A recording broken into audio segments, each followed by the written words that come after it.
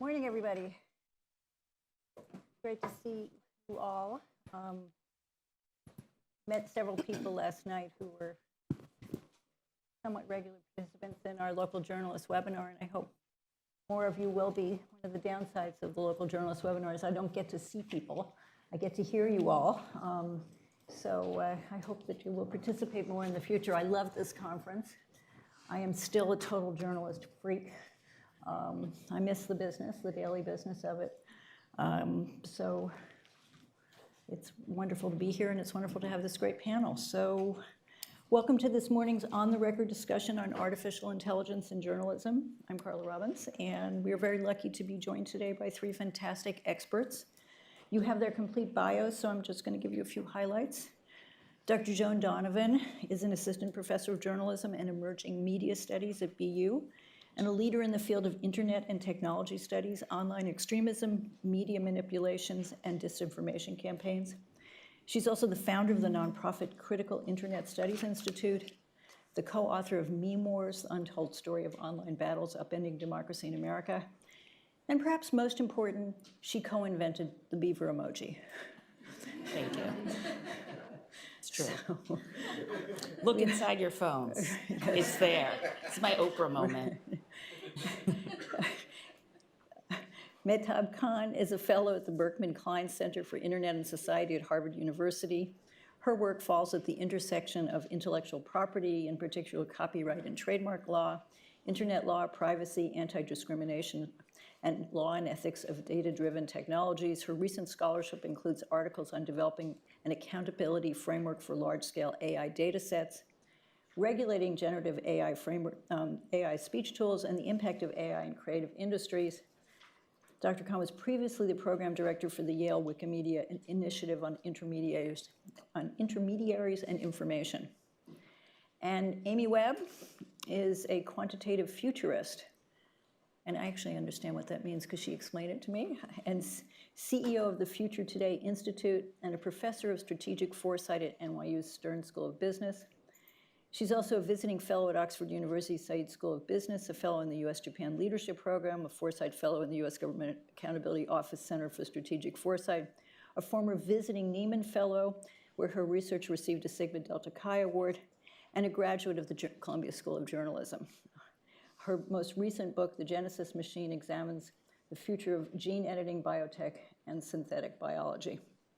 And she was what papers were you at? You'll hear from me a lot today how much I dislike journalism, but for a couple of hot minutes, I was at the Wall Street Journal in Hong Kong. I was at Newsweek, what I like to call the before time, in Tokyo. Yeah. So all these people know of which they speak. Okay. So Joan, Mehtab, and Amy and I will chat up here for about 35 minutes, and then we're going to open things up for questions, and we'll go until 10:45. So let's talk about the bad, the ugly, and the potentially the good of AI and journalism. And I'd like to start with how AI is changing the stories we are now covering. And Joan, I want to talk with you, not about the beaver, although we may get to that. We've heard a lot of concern about how AI is supercharging disinformation in the 2024 elections. You know, we all heard about the Joe Biden AI-generated robocall before the New Hampshire primary. How seriously should we take that threat? And are the tech companies doing anything to stop it? Yesterday, TikTok announced it's going to be labeling AI-generated content. Meta, Instagram, Threads, Facebook, said the same thing last month. YouTube now has rules requiring creators to disclose AI-generated videos, although, I mean, that's self-regulation. X, so far, predictably, has said nothing about this. Yes. Is this really a big problem? And is it going to be much, much worse because of AI? Yeah, and I caution you to think about this, as something much more banal, a kind of technology that twists how we should think about reality online. So you're familiar, the Met Gala happened a couple nights ago, and people were sharing this beautiful dress that Katy Perry had been wearing. That was an AI-generated image. right? And so the banality of AI is actually where we need to be worrying, because ultimately it's not going to be, other places they use AI, like in Hollywood, right? It's not going to be like a Will Smith Men in Black Independence Day kind of thing where like the White House blows up. It's going to be much more everyday, small changes over time. There was a great story in the BBC about some pictures that had been circulating of Trump just hanging out with Black people. Sounds normal, maybe. But the images are essentially him hanging out, with a group of Black men. And the only way that you know that these are AI generated images is that Trump only has 3 fingers. Other instances of Black people campaigning for Trump, for instance, were being circulated, except one of the campaigners had 3 arms. And so AI right now is like searching for a fake Louis Vuitton bag or something, like it's like Gucci, but it's spelled with 2 O's. And so what you are being taught to do is look at the images really closely and see if the teeth look as if they're just white stripes or if they actually are, human teeth, and look at the ears to see if they have 2, or, look at the hands, because AI produces these artifacts. But as the AI industry develops, and this is what I'm watching very closely, that people now are involved in quality control of AI. So the AI generated image might look a certain way, but they have people going in with Photoshop to make sure that those kind of artifacts are not there anymore. And where I'm finding the most progress in AI is in the industry of pornography, right? And so when we're trying to understand emerging technologies, we actually have to look in the industries where people are motivated and there are resources to innovate. And so the other thing that's happening with AI that's really important to understand is that this isn't necessarily a question of, what is Facebook or Google going to do next? The question is really, what are politically motivated actors going to learn from the pornography industry about making cheap fakes and deep fakes and then distributing them mostly through social media? And I think that it's really important on the local journalism level to realize that this is going to show up in your reporting. Whenever there's a scandal or conflict, there's going to be a question of, well, is that photo real? Is that photo or video genuine? Is that person really involved in that scandal? And Daniel Citron talks about this as the liar's dividend, because liars can say of a true photo or true event that happened, they can say, well, this is just AI. This is crazy. But we have to now be really attentive to how this is going to develop, especially as local elections, district attorneys in particular, heat up, because we start to see in more, let's say, germane areas like high schoolers are now deep faking their classmates and sexually harassing them. We've also had the case of, I think there was a mayor that there was a scandalous phone call that he was involved in, which was actually AI generated by someone in a constituent that didn't like him. And so it's not just the case that you don't need a huge industry, you don't need a ton of resources, and this is going to change the face of sourcing online as we know it. So, Amy, Mehtab, jump in here. Joan's come up with a few examples. What more reasons do our readers need to understand AI? How is it going to potentially affect their lives? I think it'll affect your everyday work in a lot of different ways. Not just the stories that you cover, but what you write and where that goes, who shares it, what they use it for. What AI is doing is changing the information landscape in a way that we are struggling to keep up in terms of regulation and policy. So now, when you write something, it's not just going to be published and then read by somebody or shared or tweeted or liked, but it can be used to further train AI models. And that is a big concern because that raises a whole other set of issues. We are struggling with finding attribution for who wrote what. We are struggling with properly, compensating those who might have labored to produce some work and put it on the internet. We're struggling with this, balancing of rights and interests in the public's ability to make use of, an AI tool that is built upon other people's work, but also give these people the incentive to create that in the first place. So the work that you create is not just going to be used or consumed in the same way anymore. So is that, so we'll jump into the impact on the business of AI a little bit, business of journalism a little further on. But in terms of stories that people might be covering, why, if I'm a journalist, why should I spend the time figuring out AI and spend the time explaining it to readers? I mean, how does it affect people's lives? It's already affecting people's lives. I think that the new part is that it's now generative, and that it's changing your ability to make uses of it. So it was already being used to make hiring decisions or check if you're eligible for health services or Social Security. So it was already in place, but now the nature of the predictive technologies changed slightly, that it's become generative. Now anybody can use that to create more content. And that's how it's going to change everybody's lives in their own ways, whether professionally or personally, or just with how they interact with each other. So if you're going to do stories, I mean, people, of course, suffer from the insurance companies, and now it's just not somebody who is on the other side of the phone denying you benefits. It may be a generative AI that's making decisions like that. So those are good stories, explainer stories that might have of great value for people. Amy. First of all, let me thank you for doing the work that you're doing. Nobody wants to do local news because there's no glory, there's all glory and guts and no remuneration in it. So thank you. You are all doing very important work. Second of all, I just want to acknowledge that I know that you are resource constrained. So as I offer my insights today, I understand the situation that the vast majority of you are in. So if you hear me make any suggestions, the suggestions that I'm making, I believe, are plausible and achievable. Okay, with those disclaimers, two thoughts. Let me first address your last question, and then I'll go back to a couple questions earlier. And that is, how much explaining should there be? Why bother explaining? What's the point?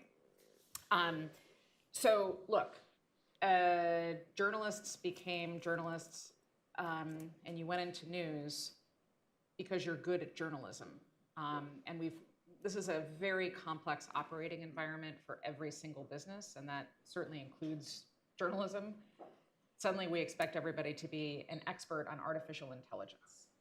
And suddenly we expect everybody to have a meaningful conversation about artificial intelligence. This is an incredibly challenging technology, which, by the way, is not a singular technology. And when people today talk about generative AI, really that's a shorthand for automation.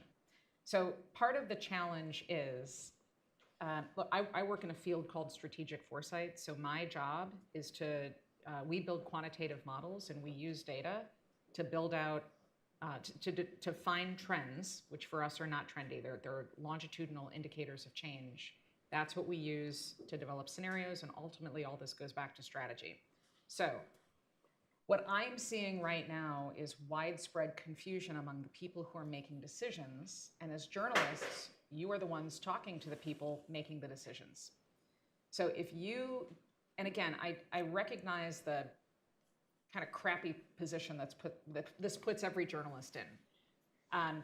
Because expecting every journalist to suddenly know enough about AI to explain it is equivalent to expecting every journalist to know enough about quantum computing, right? I'm sure nobody in this room would raise their, I mean, maybe, like, is anybody in this room like, I'm on it, quantum, I'm your gal? Probably not. Okay, so how is that any different from AI? Okay, so to answer your first question, that is the position that just about everybody is in. And AI has become buzzy because of you. I will tell you that so OpenAI announced, right, that it had something it was releasing to the public, and that was the moment of critical mass. that is when artificial intelligence crept into the consciousness of public. Did anything materially change? No.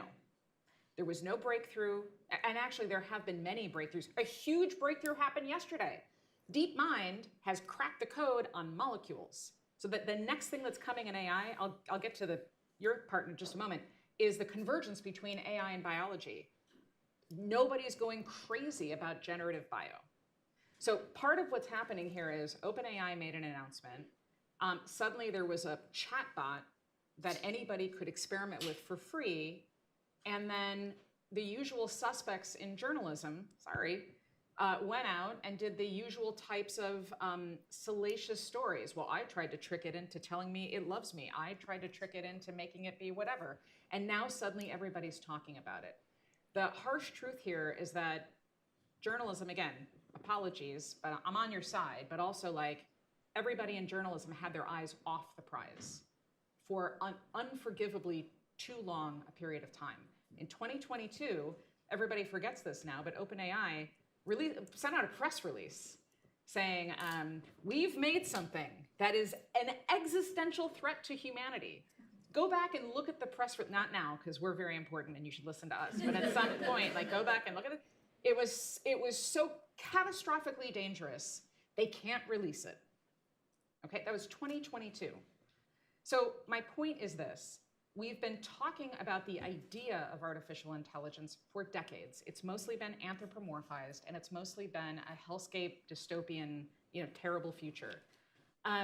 There are issues to be tackled, but if you don't have, again, I recognize we're all starting from a place of how could or would we possibly know anything about any of this stuff, and AI is something that I've studied for 20 years, and I don't even work in the field, so I know barely enough to justify having this conversation with you. But you have to do better, and you have to know more so that you can tell the stories that are worth telling. The vast majority of coverage I'm seeing on AI is feeding directly into the people who financially are incentivized to have you be their mouthpiece, which is why you've seen a parade of people telling Congress, please, please regulate us. There's not going to be any real regulation or real enforcement. Why is this happening? So that the policy can be written in a way that financially incents these companies. I'll stop. Okay, but that, yeah. I mean, that's a compelling argument criticizing people who actually cover technology. But most people are not going to be covering technology. No, but and to most your point about the... most smaller newspapers can't even afford to have a reporter to cover technology. That said, our AI and generative AI is going to change our lives. I mean, the example of if they're going to use generative AI to decide who gets an insurance benefit and who doesn't, that's a good story to cover, and it's a good story that a local newspaper should be covering. So I agree, but let's if you not don't... scare people off and say you can't cover it because you can't explain quantum computing. I'm not saying you can't cover it. I'm saying every journalist, so forget newsrooms for a moment. If every one of you, if your goal and job is to gather information for the quality information for the purpose of more informed people, then you yourself have to become more informed. And I know it's like, again, that's what I'm saying. I totally get everybody in this room is resource constrained. I get that. You're going to have to carve out an extra 5% of the total pie of your time and energy resources so that you can get a little smarter on this. Reading everybody else's stuff is just going to create an echo. One last thing. So to the deep fakes and the cheap fakes and everything else. So every year we publish a giant trend report that launches at South by Southwest. Again, these are not trendy things, these are the long term. One of the things that we found in our research is the emergence of a deep fake event. Okay, so right now you can have a singular photo, Katy Perry wasn't at the Met, whatever. The speed with which we are all moving now and the incentives by which, the incentives being used to publish quick, fast, go, go, go, go, go, and the lack of tools and the lack of accountability, but the lack of tools for traceability, create a vulnerability in the information ecosystem. And what we see plausibly coming is a deep fake event. So imagine a bad actor using an automated system to generate not one image of a bombing somewhere or a break-in somewhere, but like 10,000.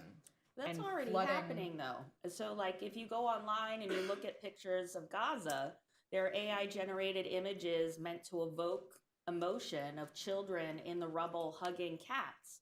There's no gore, but they're like obviously trapped underneath a building or something. That's already out there.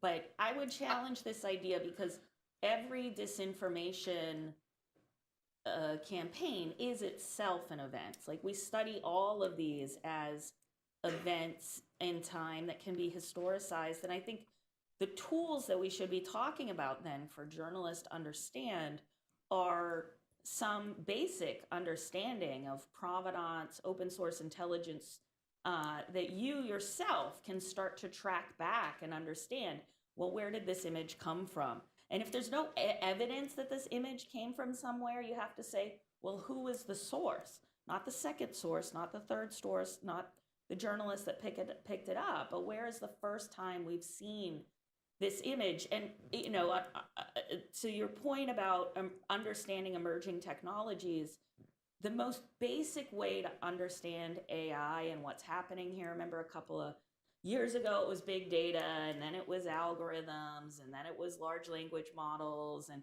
every couple of years, they change the names of these things that they're working on so as to hope and create a hope and hype cycle around whatever the next thing is.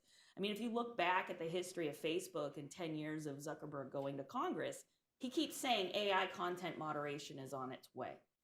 Where, you know, so a lot of times what technologists are doing is muddying the waters, especially the CEOs and the communications staff at these large tech companies, and they muddy the waters on purpose so that it becomes really hard for people to unpack what's actually happening, exactly where the innovations are.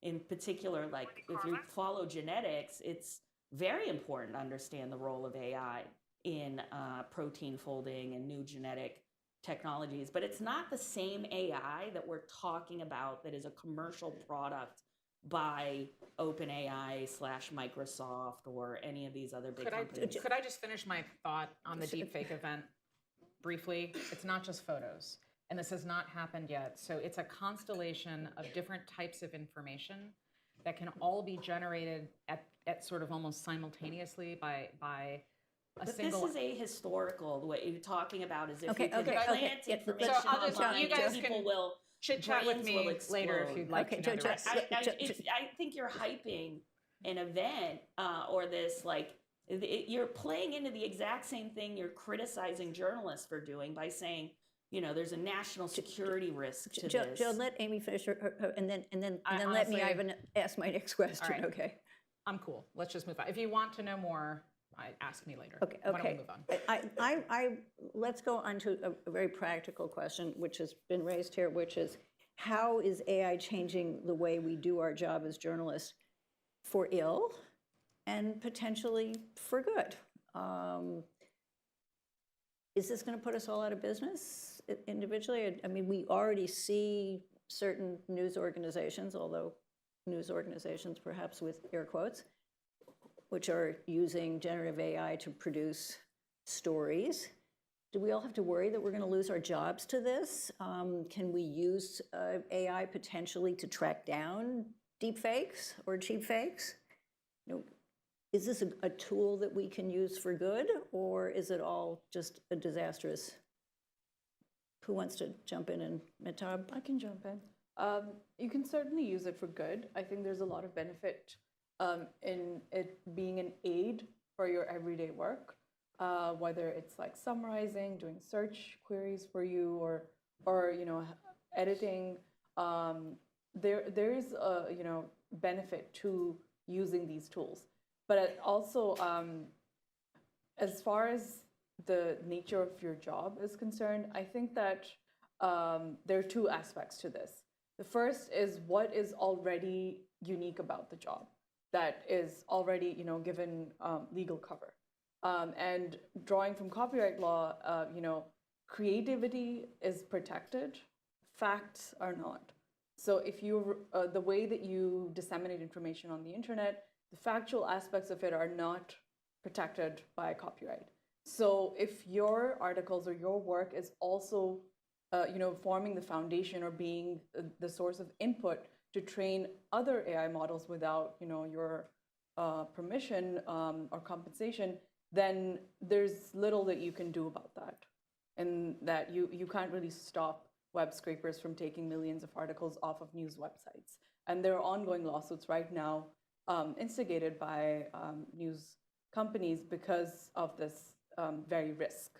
So I think what is protected is going to change, and what happens to your work is going to change. How many people here use generative AI to organize their research or in some way in their work? So here's what I'm hearing from executives. There's a tension between wanting to resolve the bottom line, which is to say, improve the financial operations of an organization through attrition, because typically the highest cost, a lot of you know this, the highest cost in any organization is typically the people. So the salary lines and all of the benefits that go along with them. So there's a clear incentive to try to automate as much as possible and reduce headcount through replacement. Now, I think that's actually a strategic advantage for you, because in a smaller organization, headcount is always going to be your problem. So the question is, can you flip the script on this and instead think about your top line growth, which is new opportunities to bring in revenue, without crossing any lines, but are there different ways for you to improve your productivity, bring in revenue streams and things like that? I think the answer is yes, but you need to look at the current transition that we're in as analogous to the transition we were in at the dawn of the commercial internet. A lot of news organizations at that point should have immediately thought through what are future business models that will make sense. So where are we vulnerable? Where is there a strategic opportunity? And where can we start small? You don't have to have a huge budget to do that. That's something that you could do sitting on the subway, just thinking about where is there a competitive advantage. I see almost honestly, I don't see a single news organization doing that for artificial intelligence as we make this transition right now, which is why I've seen either no movement or news organizations selling access to their archives. People Magazine just did this. They were a client of ours 16 years ago. And at that point, I remember Time Inc. had this idea, the whole organization, to produce 500 new pieces of content a day, and that was before AI. This was going to be all through, because they were going to flood the internet with content, and that was going to be part of the business model. Now that's happening all over the place, and we wind up with, it doesn't help things. So the point is, the thing that comes next, beyond traditional advertising and search, it's going to be something else. There's a different way that value will be created using those data, but there's no plan again. So if news organizations don't have a plan, then you're really at the end of a very long value chain where other people get to make decisions about how the business works. So what I would say is, what is useful, like in what ways can you automate or gain new productivity?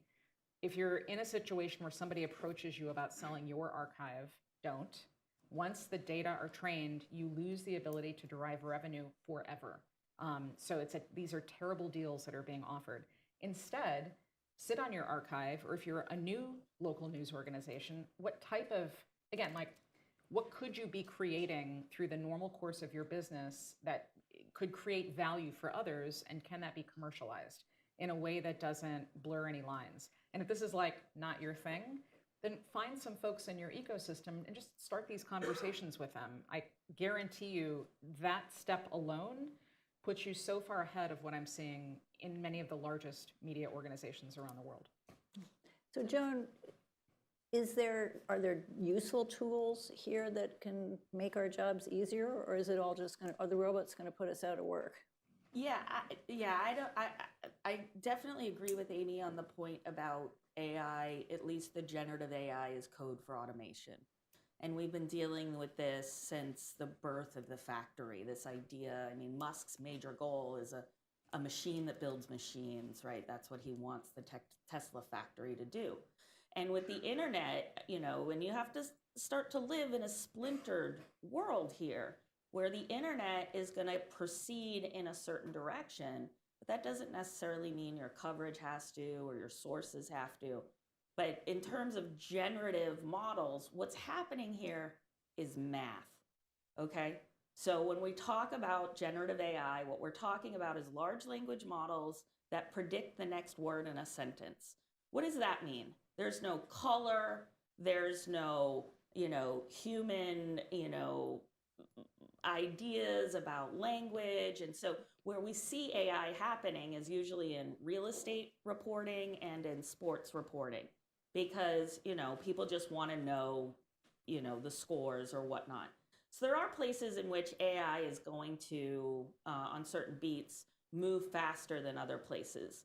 But that, I think, behooves you then to learn more words and learn how to be a writer that, you know, is sought after, that people want to read your work because it's interesting and it's thought-provoking. I know when I'm looking at, you know, students who are using generative AI, they don't understand that these models are using a lot of similar words, like the word realm. I've never heard an undergraduate say the word realm.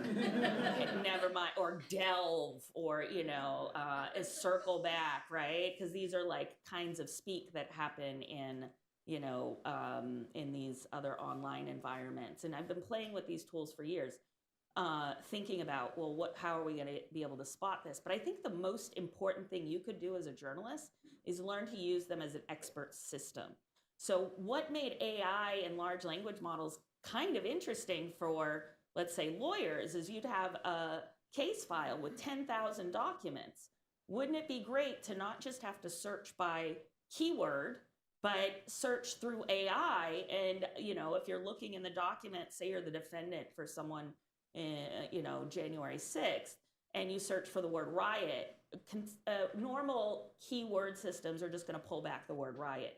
AI might look for other words as well, like insurrection, uprising, you know. And so what's cool about AI when you have a large trove of source material to sort through is it's going to look through that material much more like a research assistant might and pull out relevant things. And so I think that there's, you know, where I see this innovation happening is Ron Suskind is working on an AI system to query all of the data that he can find on January 6th. And he's got all of the, you know, those boring congressional reports and, you know, even audio from secret recordings that journalists had made of people in the Trump world. And you can search it in such a way that feels like, okay, I'm actually digging into this and getting the most relevant results. So in your journalism, you should think about creating an expert system that you can use to query all of the source materials and the notes that you've taken over the years on a certain beat. And it just helps you more quickly summarize and understand what's in those documents. And so it can supercharge you in a way that a really great research assistant might. And so those are the things that I think are useful for journalists to understand. But if AI is the thing that you're reporting about, then at the end of the day, it's math. The deep fakes that make people's faces do different things, like face swap, it's just math. Voice prints, it's just math. And that's why lawmakers really need to be focusing on biometric information privacy. The real threat of AI that journalists and local journalists too need to be thinking about is theft of identity, not theft of your financial identity, which we have all kinds of rules about, but the actual essence of who you are, your face, your voice, and even if you've written a lot online, your style of writing. So you can ask AI to write me a song in the flavor of either Kendrick or Drake. You can pick your fighter. And it will, right? And so that kind of essence of who you are is co-optable by these machines. And so it's incumbent upon local journalists to be able to explain that in the real everyday threat of it to your local constituents. So I'm going to throw this open in a minute. I just have one more quick question. That all this is very helpful. It's a really, as Amy pointed out, incredibly complicated topic. We do have to, as journalists, get smarter about it to whatever it is that we're explaining. What do we read? What sources do we have? We all want to get smart so that we can explain things. Where do we go for information that you trust? You guys are obviously 3 great sources, so we have a good beginning here. What do you recommend? Where do you go for information? You know, it's no different from anything you already know. You want primary source information, and you need somebody to help you make sense out of it. And that has to be a non-politically motivated, and not politics, but you need somebody who's not on the side of anything. And that's really challenging right now because artificial intelligence, everybody has an opinion on. And a lot of the people that have the opinions don't have informed opinions. So I think if you can, you know, Quanta, which is actually a publication focused on math, has very good, accessible information.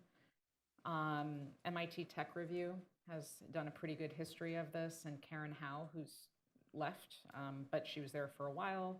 I thought the criticism that she had was balanced, but ultimately,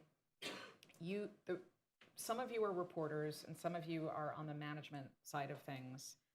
For those of you who are reporters,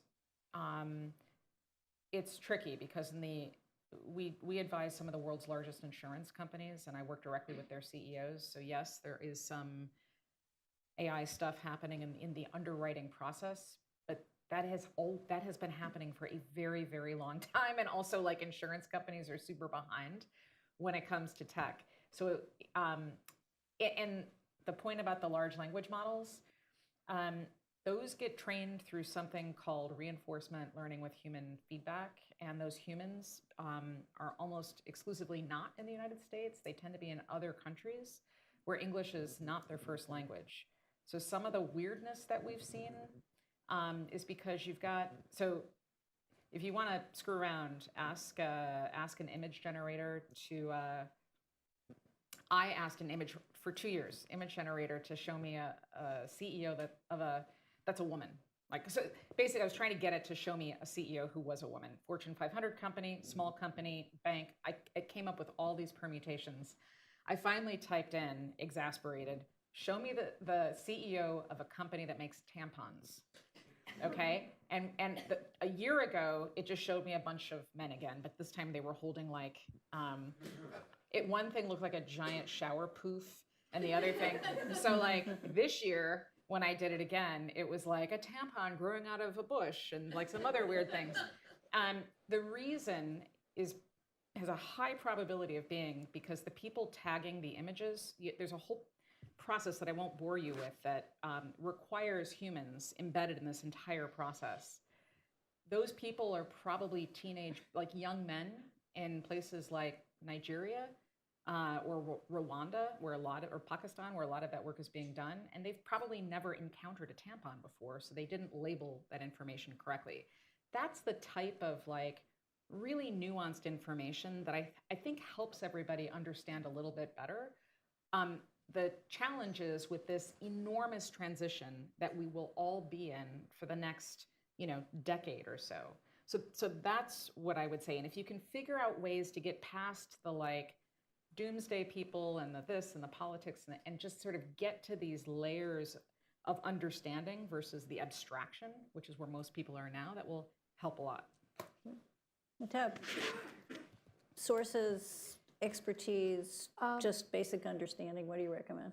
I mean, I would also, adding to what Amy said, look at primary sources, look at regulatory agencies that are coming out with reports and commentary on different aspects in different industries. Which regulatory agencies matter?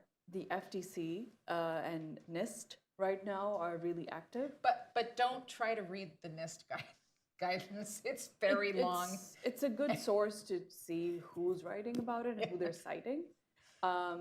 Just for like summaries or just like to get a synopsis, I would recommend Stanford's Human-Centered AI Institute has this, newsletter that does a good roundup of what's happening. The AI Now Institute also sends out periodic legislative updates that really just breaks down the basics of what's happening. And also in reading all of this, and I think it's really also important to keep up with what's new in the technology. So some of this literature might be, more accessible depending on what field you look at. Some computer scientists, do write with social scientists, look at their collaborative work and see what they're writing about, and keep up with what is new in the technology. So also, I found it interesting what Amy said about language and about the competency or the shortcomings of this technology based on who is training it. I think that language is not as much an issue as is the fact that a lot of the labeling that goes on is with material that's violent or exploitative or harmful to the person who's doing the labeling. So they have to sift through millions and millions of data points based on what's already on the internet, which is a lot of bad content. And so I think that actually English language competency is the highest competency in how these AI tools operate. It's the other languages that we have to be concerned about that are not easily forming the basis of these technologies. So the AI tools don't work as well on non-English languages. Joan, quickly less, but sources to make this more accessible to people? Yeah, making it more accessible. Every one of you should have on speed dial a college professor that is tracking this. And I check in with reporters. I probably do, let's say, maybe 2 hours a week of just checking in with reporters who are working on stories, trying to understand something, not for quoting and not for attribution, but just to give a grounded sense of what's happening. Go to your local college's colloquia and talks on AI. You might not understand it from the get, but if you look at what sociologists, anthropologists are doing to understand AI, debates about ethics and responsible AI, these things are all available and usually open to the public. So making relationships with local universities and colleges is crucial for doing any kind of journalism that requires you to stay on top of an emerging field. So rather than develop sources or do all of this homework, you can also just ask a professor for 20 minutes or say, I'm going to drop by campus, can I get you a cup of coffee? Or graduate students that are at the cutting edge of these fields often will give you hours of their time to explain to you the nuances of things. And in those cases, you should give them a quote because they need to be rewarded in some way. So yeah, that's my advice is get friendly with someone who's already following this and then check in with them periodically to say, what's up, what's happening, what are you seeing? Because, I haven't written about my work on understanding AI innovation through online pornography, but I definitely been talking to journalists about it, being like, did you see this thing? There's a lot of memes in that space. So generating an understanding around that and then just being part of a community of thinkers, I think is incredibly important for figuring out what the right stories to tell are and what the hype is as well, because the hype stories of, I made AI fall in love with me, I made AI tell me it was gonna destroy the world, those are, what do they call them in journalism, like stunting? You know, it's like this, it's a stunt. It's not really any deep, thoughtful analysis of what's happening and where it could potentially collide with people's everyday lives. Like, I'm getting a question from a lot of people right now that are like, why is search broken on Instagram?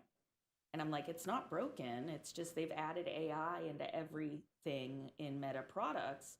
And one of the ways in which we see these new technologies emerge is that they will roll them out when they're half cooked, because getting people used to them creates lock. That is, you get locked in and you be like, or like, once you figure out how to use it, you stick with it. But also it stalls any kind of policy debate from happening.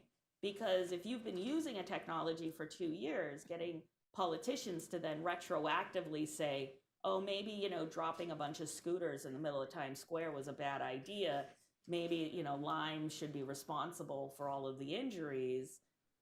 You know, it becomes much harder to do after deployment. And so understanding why technology is emerging in the spaces and places that it is at the right times is, I think, critical for understanding its relationship to the future of regulation, which in the case of tech has been very, very minimal in the US, at least.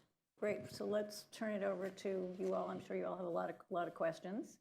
And put your hands up. There's a mic, and if you could identify yourself would be great. I think we have a woman right here who had her hand up. That'd be great. Hi, my name's Emily Curtin-Cook. I'm with Oregon Public Broadcasting. Do you think it's inevitable that eventually generative AI will be able to co-opt the essence and the style that we're talking about and be, because now it's like, I can't necessarily tell bad writing or cliched writing from AI writing, but I think you can tell good writing from it. Photos is trickier, but is that sort of inevitable? Or is that a hype story? And also, what tools exist for provenance as the AI gets more sophisticated?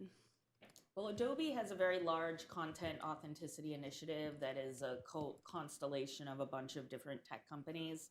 But there's nothing more effective, especially with video. I mean, with images or video, you take a screenshot, but using TinEye, which is a reverse image search tool that also allows you to sort by time, and it'll catch variations on a theme.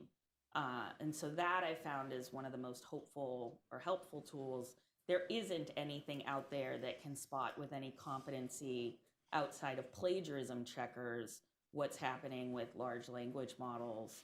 But I would say that as you are thinking about protection of journalism, I think what's going to happen online is you're going to get a whole bunch of spam. And we're even seeing it already on Reddit. People are using AI to implant more and more threads or conversations about certain products, because that means that if you ask for, you know, generative AI to say something, it'll equate that product with these keywords, and the product placement ad will show up in your generative AI answer. And so people are already what we might call data poisoning Wikipedia and Reddit to, you know, basically get their products into these large language models. Could I just because we're running short, I don't want to interrupt, but could I flip this around? I get that everybody's worried about themselves being replaced. What if instead you used a system for aggressive versioning? By that I mean personalization has never really happened, but you have different people that approach content in different ways. So what if you produced one story and facets of that story, you know, were attracted not just to sort of like everybody in Oregon, but you could scale a story to 1 million people by slightly tweaking that story in ways that are more responsive without changing the journalism or the reporting or anything else. I would love to orient everybody in this room toward a future in which you're using these tools for leverage to increase the impact that your work is having on communities. And the only way to get impact is to get them to interact with your content. I'm less worried about being replaced because like I have to call people and build like there's all this stuff. Actually, if AI could just write the story at the end and get it over the finish line, it's great. So that's the last step. But I'm worried about credibility. I'll just be loud. I'm worried about like, you know, if something can co-opt the essence or style and then also simulate and people are online, it's not so much that I'll be replaced, it's that I'll be mimicked or impersonated. I've written 4 books. One of them was on AI. All of them were part of book 1 and 2, which are 2 corpuses that were just destroyed. And then several people have built generative AIs of me. So Amy GPTs. I'm sure you've never thought of this before, but it's not like anybody called me to see like, hey, is that cool if we take your stuff that's copyrighted and, you know.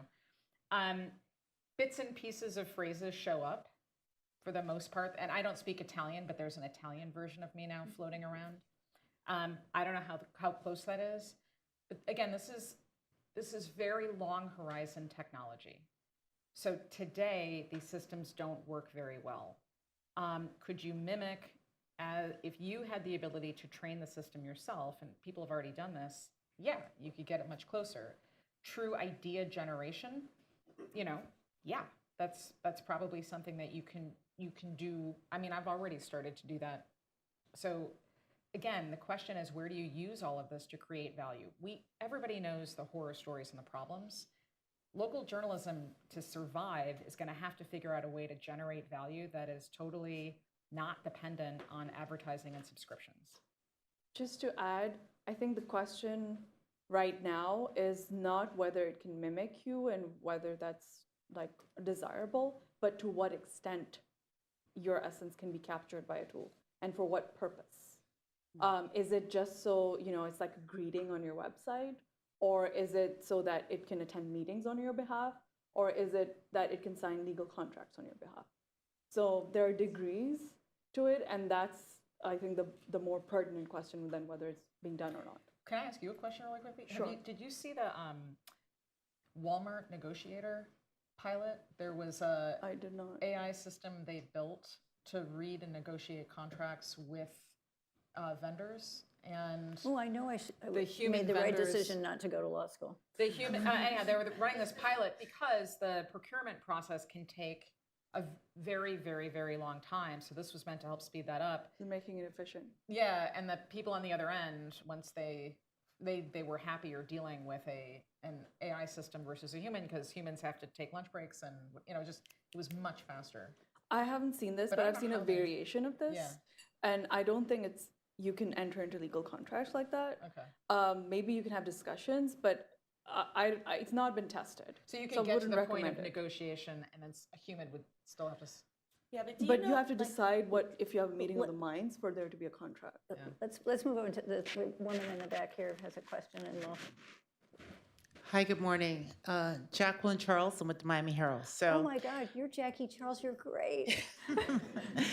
thank you. And I actually have a real story, and this is what, for those of us who deal in a fast-paced, news-breaking cycle, this is very scary technology. Yep. So I have been mimicked. I have been impersonated. I have had the fake tweets that have been sent around. That could really create a crisis. And they are easy to detect because you can just go and look for the Miami Herald website and you see that there wasn't a tweet, or that there was not a tweet on me, and I'll send out a tweet that says, I see that the factory is working.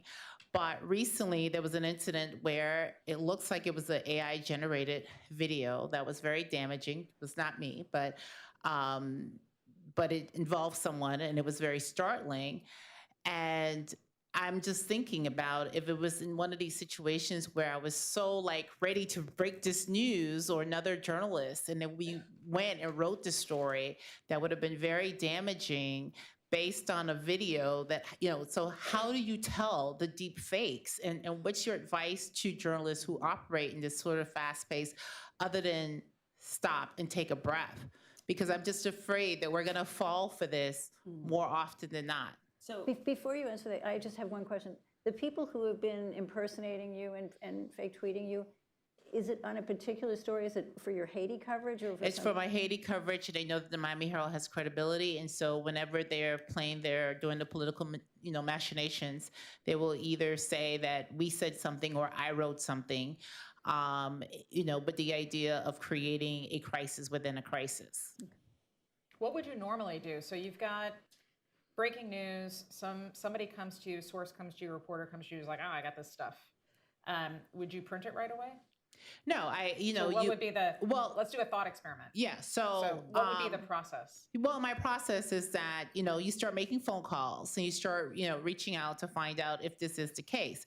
But you said something earlier in terms of, the way for liars to say, no, it wasn't me, that wasn't, that's not me in that video. So what I'm also wondering, if somebody sends something out that's potentially career ending, which is what this thing was, even how do their bosses, make the decision that this was not really them and that this was AI generated. I'm just, I'm seeing how this play out and just figuring out with this technology. It's the same thing that you would do. I mean, if you would do the same thing, it may be slightly harder, but the point is you would have to corroborate that information the same way that you would corroborate any big story. Well, I would also add that one of the things about these AI generated videos and whatnot is that all of the videos have a creation set of metadata, so you can like left click and look at get info. And a lot of people don't go the extra step of faking the metadata. So one place is, we see this a lot in disinformation campaigns where we'll see recycled or recontextualized, there was a forest fire that happened and people are saying, the rainforest is on fire, but the picture's from 7 years ago. Looking at the metadata, I would say 9 times out of 10 solves the problem of when was this video created and is it a legitimate video. The other thing they might do is wipe the metadata completely so that there's no artifacts of when it was created and what software it was created with. That's also an indication that it's a fake. The other thing you can do is smaller newsrooms can contract with IT security people who are trained in looking at this, because cybersecurity folks are trained in looking at manipulated media and also understanding the particular kind of art, what they call artifacts that come from Photoshops, images or AI created images and data. And so there are steps you can take beyond sourcing that are part of the media itself when it's traveling across the internet. And sometimes people are toying with laws that will require tech companies to have this provenance tracing as even videos are moved from one platform to another. So it behooves you to understand a little bit about what is the data associated with the media that you're looking at. Is Pointer, or are there, a lot of these newsrooms don't have big budgets to contract with people. Yes, you can also send it to a fact-checking organization, Pointer, the International Fact-Checking Organization. There are groups of people that do this kind of work full-time now, and especially in places like the Philippines, where there is an entire industry of disinformation that you can just purchase pay to play. There are also people who are very good at fact-checking and video and audio, as well as image forensics. And is there also, are there training courses, free training courses that are going on right now? The Knight Foundation offers a free training institute that you can take an e-course. Folks like Jane Letvinenko, if you search her name, there are different videos of her online doing trainings. I will try to send a list of resources that can be forwarded to you all post-conference of some of these videos. Several of them are already available on mediamanipulation.org, which is a website I used to run, where you have these, how do you inspect the data on Telegram, for instance, or other places like that. Great, super. Right here, you've had your hand up for a while, thank you. I'm Ethan Barron from the Mercury News in California. which just sued OpenAI and Microsoft, along with 7 other sister brother companies, newspapers. And so in terms of like what to cover about AI and the effect on society and the economy and such, like, you know, there's the ulterior motives that I think, Amy, you mentioned about some of these companies talking about, you know, Skynet situations that robots are going to get us all. But then Sam Altman, the CEO of OpenAI, was just the other day sort of like, you know, talking sky is falling stuff about jobs. And there does seem to be already, there's some impact happening on jobs, but I'm really, like, I'm sort of struggling to sort out how much attention to give to that, that element of the effects of AI. So probably Amy, what do you see happening, like jobs-wise, AI taking jobs, taking so many tasks that certain, you know, fewer jobs are needed, all that kind of stuff, and in what fields? And so, and what areas, if we want to cover AI responsibly, what areas of that job issue are worth looking at, you know, more closely than others? When we say we're on the record, or we, what does that mean? I'd like to say something, but I'd like it to be not. It's very hard to go All right. on background Then with this let me, many people in that's the fair, room. That's fair. I should know better. Let me say this. There was a famous report that came out by a very large professional services organization that purported to have a prediction of the number of jobs that would be lost over what period of time. And that is partially what got this ball rolling. And added on to that was the sort of insanity around prompt engineers who were suddenly making $400,000 a year, and stories about entire populations of call centers being relieved of their humans. A lot of this stems back to that initial report.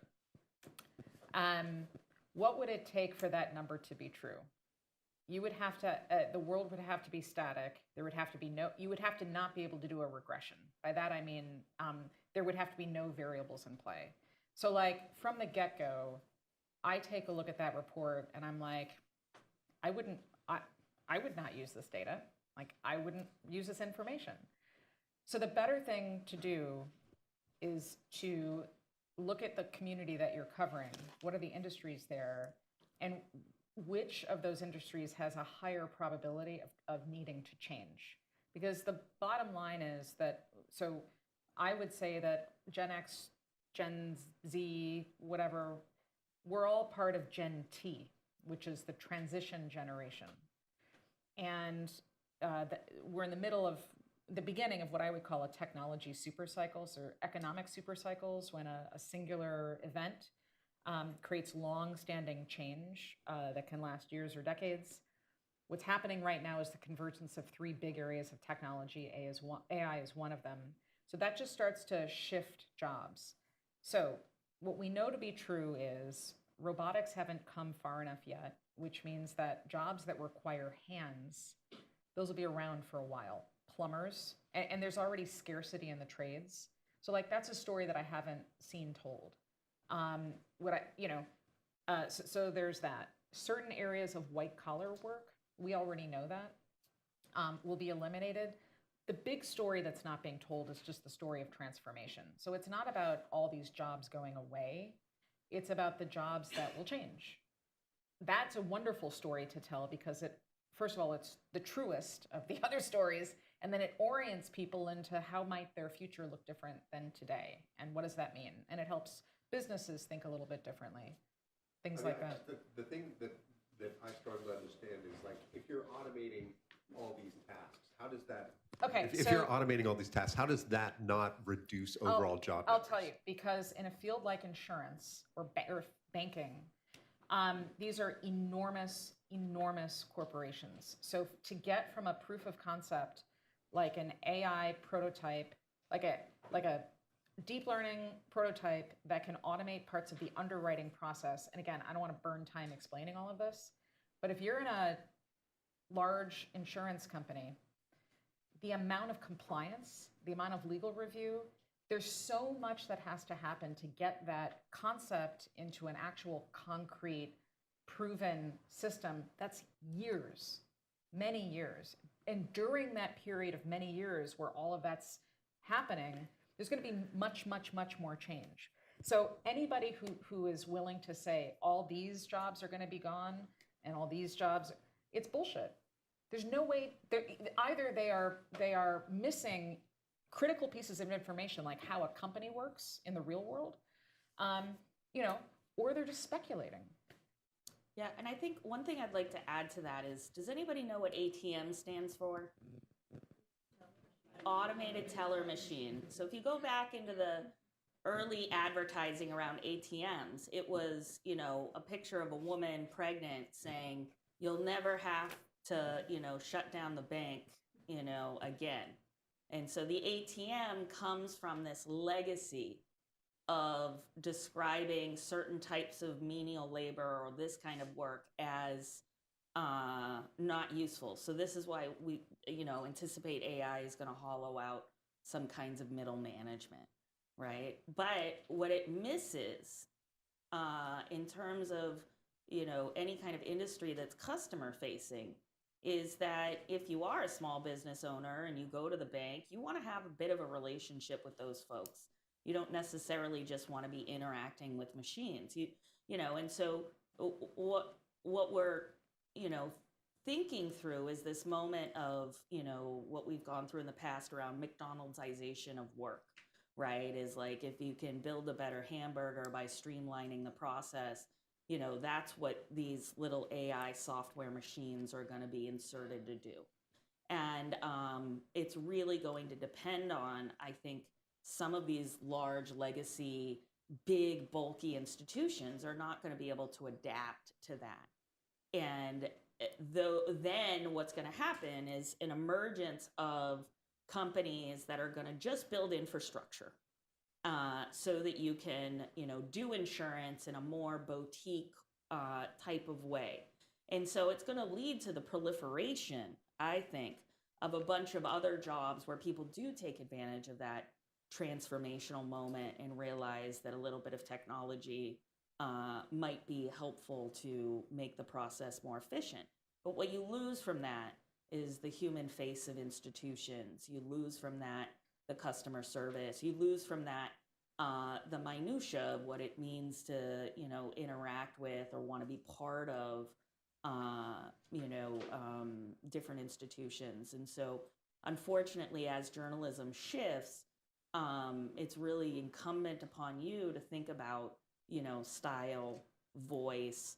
What is it, the beat that you're doing that nobody else could do because you are so on top of things?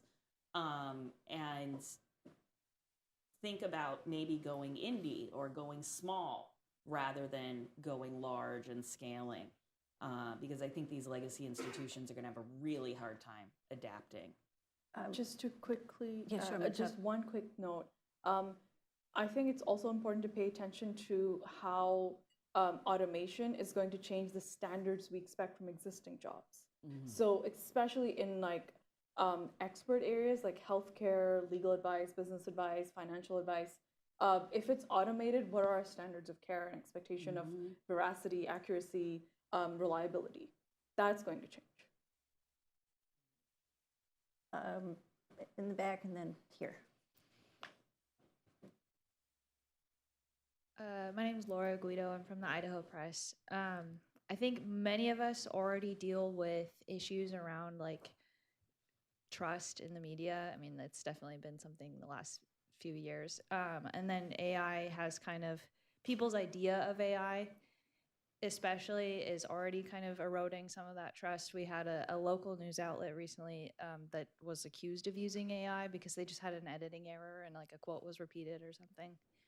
As we create policies around our usage of AI, do you have any tips for helping explain it in a way that helps ensure trust from our readers? That's a great question. And can you also voice your question, because we only have 6 minutes left, so we'll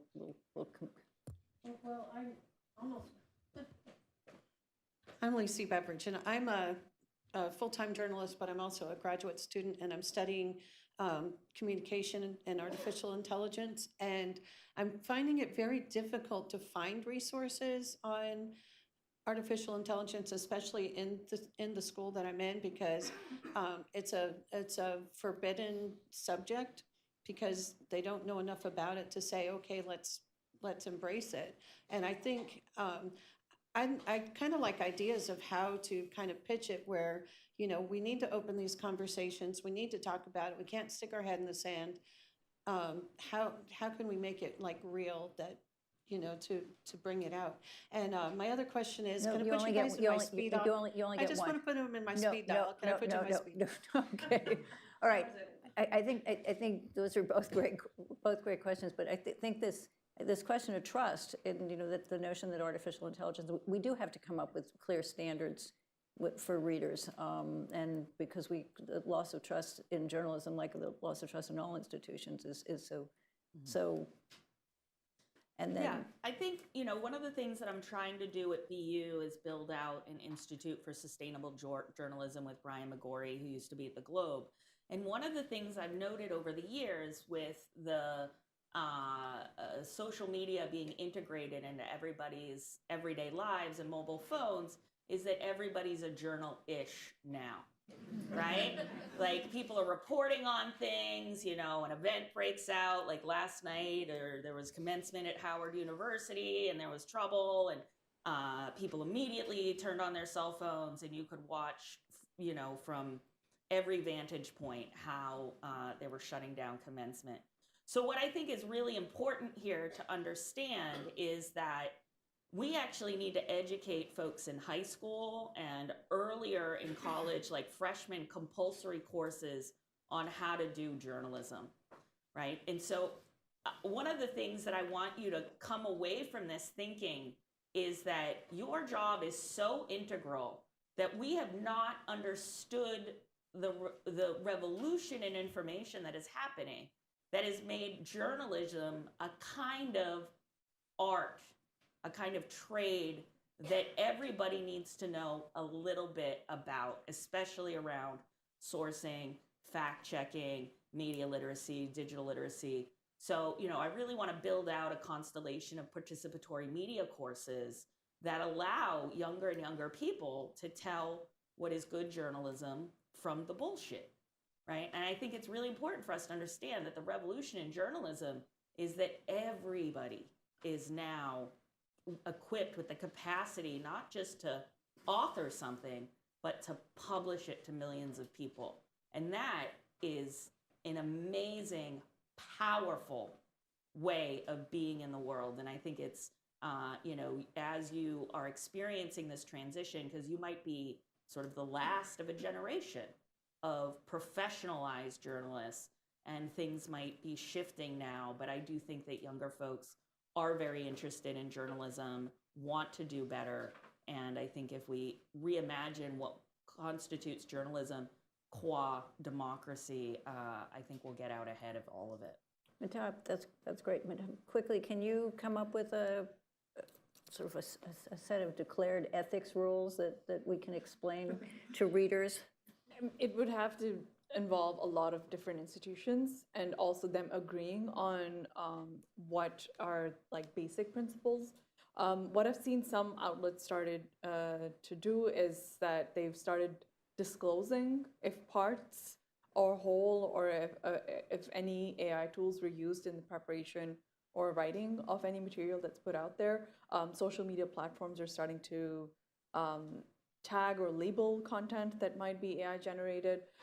If these practices are institutionalized and streamlined, then we are moving towards standards and expectations. So right now it's being done in a haphazard way where people are voluntarily sharing when they've used something synthetic or something AI generated, but this needs to be mandated in some form, and it depends on which institution we're talking about. Amy, I'm going to leave the last word to you. I know you have been, what's a positive, Cassandra? You have been warning journalists that they are so behind the time for a long time, from the moment when you first arrived at Columbia Journalism School. How do you answer this question here? So just being very pragmatic, It's transparency and accountability. So to your original question, is there a possibility to, with every single story that goes out, put a little few sentences somewhere, or to even change the architecture of the story so that it's abundantly clear what was used and what wasn't?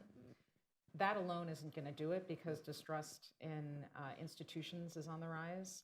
So that is where, so the transparency is, here's how we did it. And I would not just do that for AI, I would do that in general, so that you create a public awareness of how the information is being found. The accountability piece is extremely important as a counterpoint to that. So who's in charge? Have that person very directly to your constituency talk repeatedly about what does trust mean. My hunch is that journalists care a lot more about trust than the readers do, until a moment happens when distrust is the result of something. So to combat that, it's about Steve Jobs always had the exact same thing on every single time. It was part of his visual branding. Accountability should be part of the visual brand of every news organization. And having the leader of that organization publicly proclaim in many different ways over and over and over again that they are accountable. We've seen that, I've seen that happen in a couple of small instances. It's more common outside of journalism, but Jessica, who started The Information, she was a former journal reporter, Jessica, last name starts with an L, Lesson. Lesson. So, she, for a long time at the beginning of that, was the public face and constantly talked about how they were creating the content, what they were doing, and it helped build some of that momentum and trust in the audience. So again, those are two things that are very practical, that don't cost any money, that you could all start doing tomorrow or today. And we will get to your question offline, promise. Thank you so much. It's been a great panel and great questions, and we move on. Thanks.